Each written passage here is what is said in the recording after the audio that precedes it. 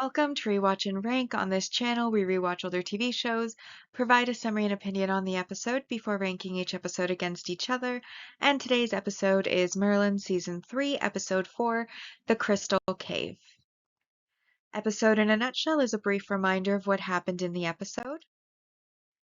So this episode opens with Arthur and Merlin running away from enemies in the woods, and they end up taking shelter in the Valley of Fallen Kings, where Arthur is hit in the back by an arrow. Merlin tries to heal him, but is unsuccessful, and that is when Taliesin comes along, or Taliesin comes along and heals Arthur while putting him to sleep for a few hours to heal properly. In the meantime, he takes Merlin to the Crystal Cave, where he tells Merlin to look into the crystals, to see the future, and to do good with what he sees there. Merlin looks into the crystals and basically sees a series of images that is leading up to Morgana killing Uther. Anyways, once he's seen all of this, he of course becomes very worried about this prophecy, as he doesn't want to be responsible for Uther dying or for not being able to stop Morgana. And he and Arthur, who is in fact healed, then begin their journey back to Camelot, with Merlin clearly in a bit of a short-tempered state, while Arthur is trying to talk to him and lighten the mood, and they eventually do make it back to Camelot, where it is revealed that it is almost Morgana's birthday, and this is when some of the images start to come true. So Merlin talks to Gaius. Gaius warns him against trying to end the future. He then basically walks out into the courtyard, sees Morgana struggling with a horse, which was one of the images he saw, kind of panics about it. Then he goes to Arthur. Arthur got her a present. It's a dagger. He at first is very worried about this because he did see her stab Uther with a dagger.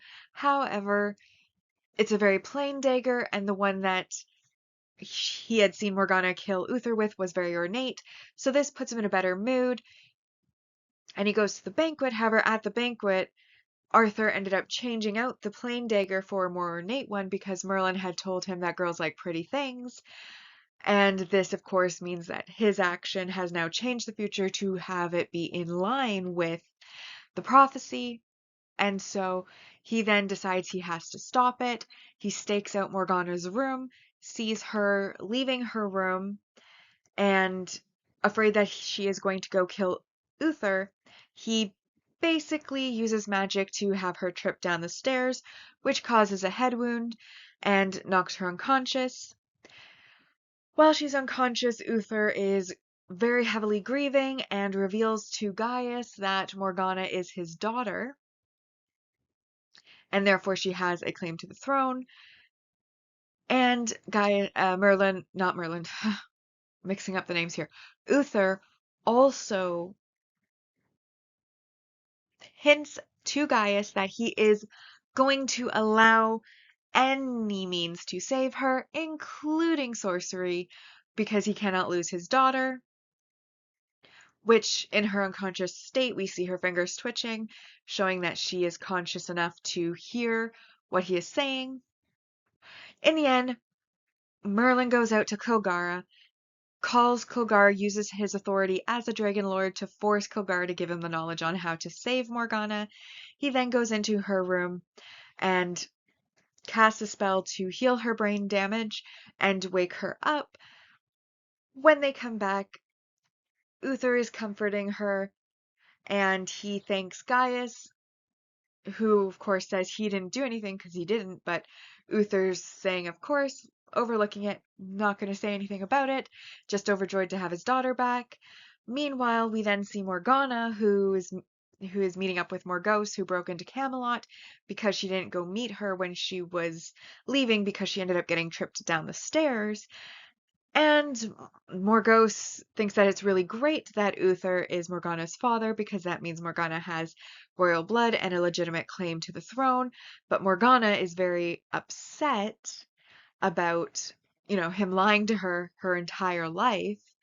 and so she then rashly decides that she's going to go and kill him. Merlin at first tries to stop her. She uses magic to throw him into the wall, causing a fire, which is again a scene that he saw in his visions. He then yells, as he saw in the visions, runs after her, and then in the final scene of the vision, which is her actually stabbing Uther, he manages to make it there just in time to blow out the window, which causes her to stumble and wakes Uther up, therefore at the last moment thwarting her plan. And she then pretends that she came to Uther because she had a nightmare, and they cuddle.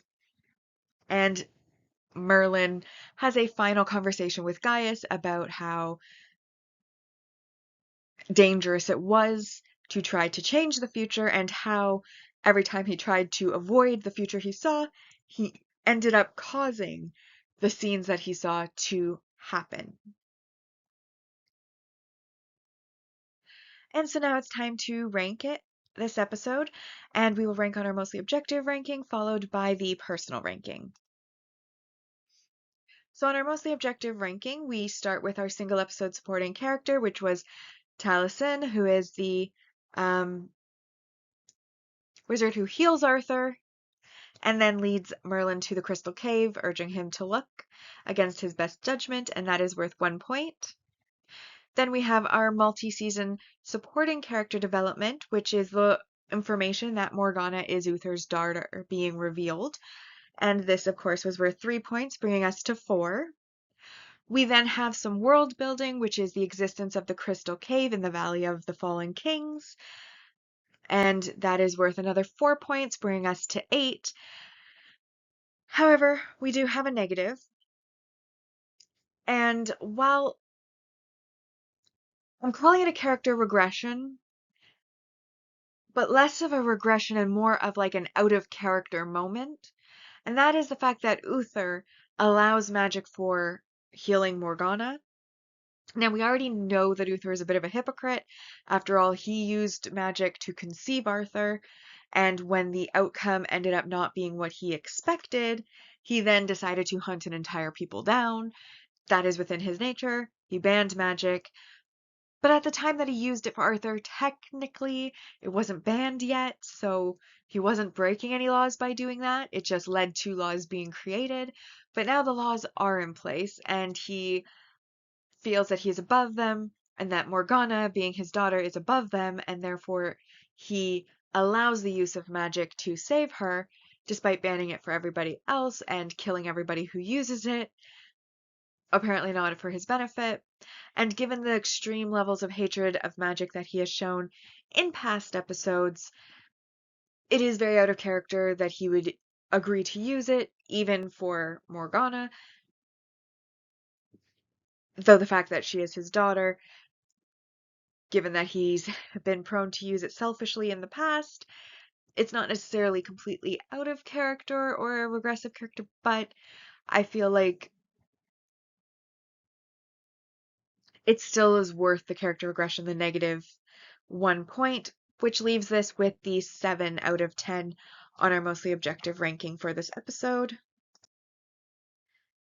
Alright, so that brings our mostly objective ranking list so far for Season 3 to in first, the Tears of Uther Pendragon, Goblin's Golden second. This episode, The Crystal Cave, is third, and then Gwaine in fourth. So, personal ranking. This is the first time that we see Merlin actively trying to stop a future he knows will happen, and instead causing it. And unfortunately, he does never learn from this lesson in the future, which is very unfortunate because this is an opportunity that he had to learn the lesson, not to try to interfere with fate and try to interfere and change the future, as that inadvertently can cause it to happen. But we know from rewatches that this is not a lesson that he learns, and he's going to continue to make the same mistakes over and over and over, and it's going to get annoying. But as this is the first time that he has made this particular mistake, it is not yet annoying. It is a valuable lesson that he has learned instead. I also I mentioned before, I do like Morgana as a character. I think her cloaks are amazing. When she walks, like, when she puts the cloak on and then she walks down a hallway with the like billowing of the cloak and like the wardrobe, it's amazing. Very aesthetic wardrobe. So I enjoyed that. I also like the introduction of the Crystal Cave, and the Crystal Cave itself was, again, aesthetic. I don't think they ever really told us why Merlin and Arthur were running from soldiers in like on Camelot's own ground, to the point where Arthur ended up being like shot by one. I think they mentioned like bandits taking up spots in the mountains, but the people that were chasing him did not look like bandits. They looked like, armored soldiers. So a bit confusing there.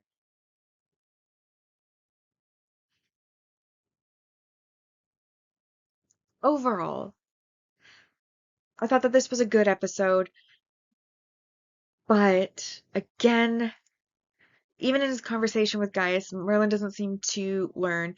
He abused his power over Kilgara. He knows Kilgara cannot deny him as a Dragon Lord, and yet he chose to force him to give him knowledge to help Morgana, despite warnings that Morgana was going to cause great evil in the future, and basically it's on his head now. And I feel like Merlin is good to the point where it's almost so good he becomes evil himself, in that he knows these people are going to cause death, destruction, evil. He knows his destiny is for Arthur to become king, so he knows Uther has to die. He knows Morgana is going to actively fight against Uther becoming king and uniting all of Albion, etc., that she is an enemy, and yet he keeps trying to save her and save Uther because he cannot bear for them to die because he's good, air quotes.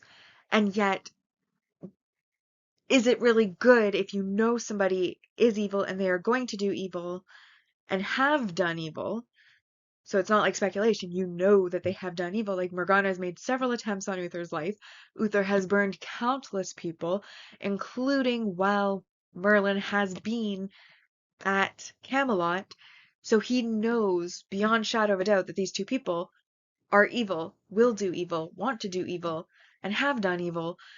And yet he keeps saving them because he wants to be seen as good, or he wants his conscience clear, etc., etc. But it's like you're also then dooming all of the people that they are hurting and going to hurt in the future by doing that. So is it really a good thing that you're doing? Moral conundrum.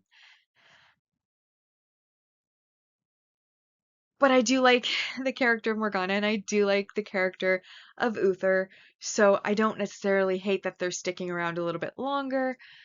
But at the same time, I feel like if Merlin really wanted to see his destiny fulfilled, and if Merlin really cared about people and the future, and was really as good as he is being portrayed to be, he would not keep saving the people doing the harm and the evil. He would let them let nature take its course so that ultimately more people could be saved afterwards. But again, that's one of those moral conundrums that I guess everyone will probably have a different opinion on, but my opinion is whatever the greater gain is, go with that. So, greater gain, more people alive, more people happy, more people safe, is these two not being there. So, if I was Merlin, I would have let nature take its course. Unfortunately, I'm not Merlin, and he's, like I said, at the point where he's trying so hard to be good that he kind of cycles back into a morally questionable individual. And I think I've circled that point enough. So ultimately, I enjoyed the episode. I thought it was a very aesthetic episode. I like that we got the big information reveal on Morgana being Uther's daughter and having a claim to the throne. However, I didn't really like Merlin using his powers against Kilgara. I didn't like him thinking that he should interfere with the future, and then doing so, seeing the future come about, and then never learning from that lesson. And the moral conundrum that it brings up with Merlin as a character as to whether or not he's actually doing any good by saving these people instead of letting nature take its course, or fate take its course, I should say, were negatives for me. So I gave it ultimately a 7 out of 10 because it was good overall, but it did have its flaws. And that brings the personal ranking to Goblin's Gold, The Tears of Uther Pendragon, this episode in third, The Crystal Cave, and then Gwaine so far is in fourth. Which brings us now to our series ranking so far, and on our mostly objective list, we have Season 2 in first with 70.83%, Season 1 in second with 69.23%, and Season 3 so far has 27 points out of 110. Meanwhile, on the personal ranking, Season 2 is also in first place with 70.83%. Season 1 was in second with 66.92%, and then Season 3 so far has a score of 29 out of 110. And with that, we've now rewatched and ranked Merlin Season 3, Episode 4, The Crystal Cave. Like and subscribe if you'd like to, and I'll see you in the next episode.